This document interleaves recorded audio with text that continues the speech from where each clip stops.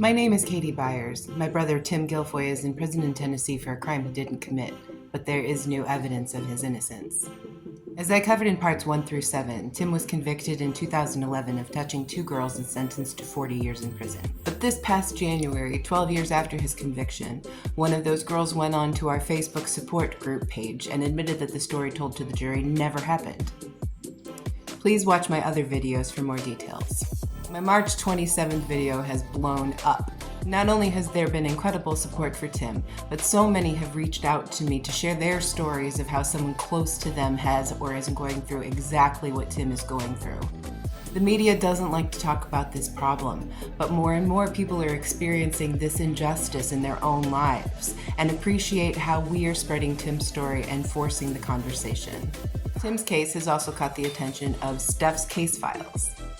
Steph has a live show here on TikTok where she and her followers do deep dives into ongoing cases.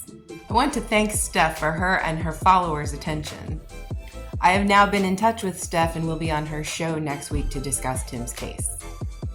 The increased attention has brought more people to our website to do a deep dive into Tim's case. We applaud this. Many people have questions that we simply don't have time to cover in a 3-minute video.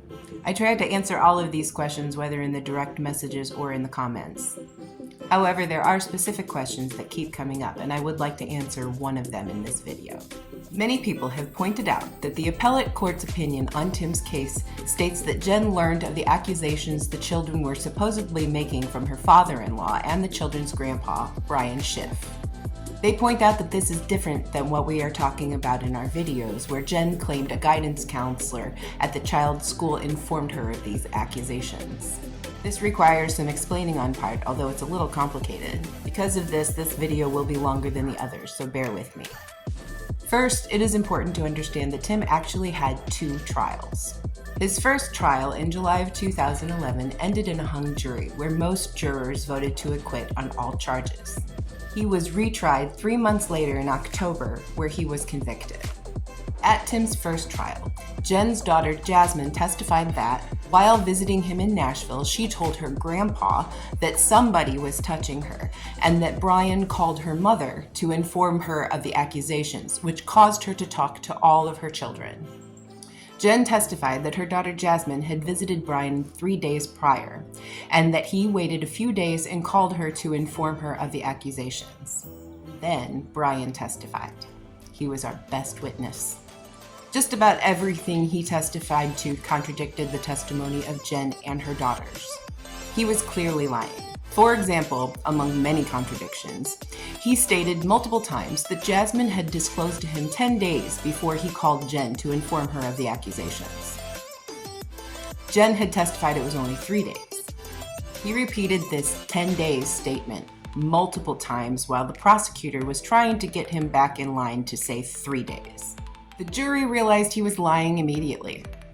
Alongside Tim's alibi evidence, which I'll get to in another video, most jurors cited Brian's testimony as why they voted to acquit on all charges, so a mistrial was declared. 3 months later at Tim's second trial, Brian was not talked about much. Both girls testified on the day they told their mom they were waiting outside in the front yard for the school bus, when Jen got a call from Brian. And then she walked out to them on the front yard to ask them about the allegations. Both testified that they told her then and cried with her, but then the bus came. They got on the bus and went to school. They testified that their mother picked them up from school early, and then they went home to call the police. Then Jen testified. She stated, under oath and under penalty of perjury, that she did not talk to the girls about the allegations before they went to school that day. Here is the transcript. That is what she said. Her daughters were lying. The jury then heard Jen say, on a recorded phone call played for them, that a guidance counselor had called her and told her that her daughter Jasmine had made insinuations that somebody was touching her. She testified that she then went to pick up the girls from school that day, and then, for the first time, asked them about the allegations. She then called the police. Apparently, the jury believed this story and convicted Tim. That is why it is so shocking that Taylor Astle, one of the two accusers, came on Facebook this past January and admitted that neither she nor her sister even went to school on the day of the disclosure. This caused us to track down the guidance counselor, which took months and thousands of dollars, and got an affidavit saying that neither of the two girls disclosed any abuse to her, and that she never called Jen to inform her of any accusations. At this second trial, Brian did not testify. Let me repeat that. Brian did not testify. During closing statements, Tim's lawyer pointed out that Brian was at the courthouse, and the prosecutors chose not to call him as a witness. He was not called because the prosecutors knew he was lying, that he was a bad liar, and that he was only going to make their case worse. We look forward to having him back up on the stand in July. The children's story about Brian and the bus stop was disproven by the mother's testimony. Jen's story about the guidance counselor was disproven by both Taylor's Facebook post and the affidavit from the guidance counselor that we now possess. Both of these stories included the children going to school that day, which is disproved by Taylor's Facebook post. Whether you can follow along with this or are completely confused by everything going on now, what you need to understand is that in all of these trials, there was no physical evidence. The story about disclosure was the only part of their testimony that could be proven or disproven. With the new evidence of the Facebook post, every detail about this story testified to under oath has been shown to be untrue. People shouldn't be sent to prison for 4 decades on false evidence or testimony. Tim deserves a new trial at the very least. The only explanation to all this confusion is that Jen fabricated these accusations herself to avoid being evicted, and they just couldn't keep their stories straight. That's the only way this testimony makes sense. Tim is innocent. We don't know for sure why the appellate court cited Brian as the source of their accusations in the second trial.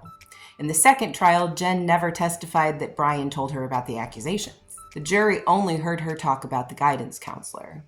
Maybe they read the wrong transcripts. Maybe they didn't catch Jen's testimony about talking to the children in the morning. We just don't know. However, if you read any appellate opinion in any case, they will always say that they look at the presented facts in the light most favorable to the state. They assume that the jurors had settled all conflicts in the testimony during deliberation. They make it clear that they do not reassess the credibility of the witnesses or question the jury's decision on guilt or innocence. All they do is review legal questions that came up during the trial. They really don't care about the specific facts in the case or if they make sense. Please keep the questions coming. By the way, if you are interested in watching Jen and her daughters try to explain all of this, Tim has a hearing on July 1st and 2nd in Nashville, where we will be subpoenaing their testimony live in court to do just that. If you are in Nashville or know someone who is, we would love to see you in the courtroom that day, courtroom 5A. If you have strong thoughts about Tim's case, please go to freetimg.com and click on the page to give the DA your opinion. Please message their social media accounts with your thoughts. Just remember, please do not say anything that could be considered a threat or harassment. Thank you all, and please help me bring my brother home.